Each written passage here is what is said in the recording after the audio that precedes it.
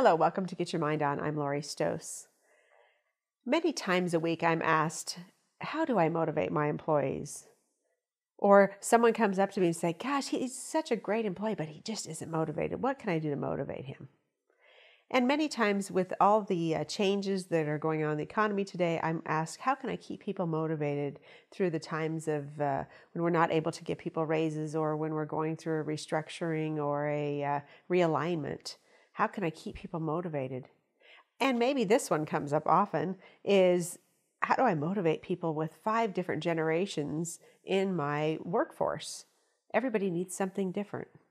Well, that is true. Everybody does need something different, and there's not one thing you can do to motivate everyone equally. You need to find out, what is that fire in the belly? Where do they get that fire in their belly? And what extinguishes their fire? When we find just the right motivation for people, it leads to higher levels of productivity and full engagement in the workplace. Those are all things for us as managers and leaders to be very happy about, because we can keep people engaged in what they do every day, therefore serving our internal and external customers very well. Well, when you think about motivation, there's 2 different types of motivation. First, there's intrinsic motivation. Intrinsic is that internal desire that comes from within. So this is why it's really, really important when we hire people to find what motivates them and align the right job to who they are. That allows them to keep that drive and motivation for that role because they're doing what they do best every day, and there's that internal drive and passion for what they do. The second kind of motivation is extrinsic. Extrinsic motivation is really about the external ways that you're rewarded and also punished, those things that we do every day to help keep them moving in a positive way or sometimes in a negative way. So what are the different types of motivation? There's many different ways people are motivated. Some people are motivated just by doing a great job.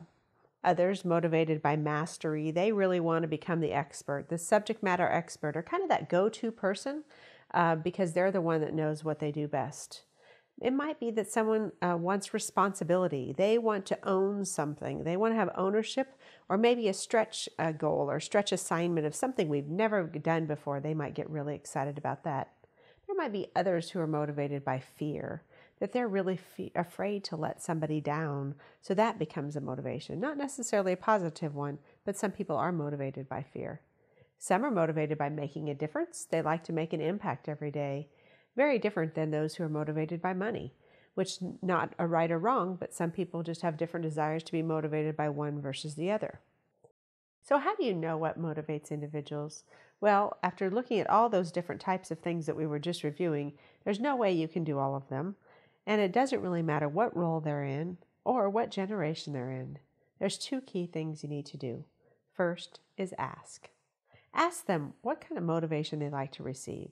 It might be as simple as these types of things we just talked about, but also as simple as just asking them, do you like personal or public recognition? Do you like written or verbal recognition? And what type of recognition motivates you? So those key questions, you might even ask them what recognition they've received that has been the best recognition so far in their career. That would help give you a guide to what's most important to them.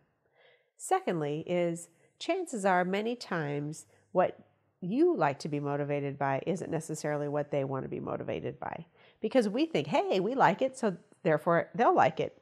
That's not necessarily so.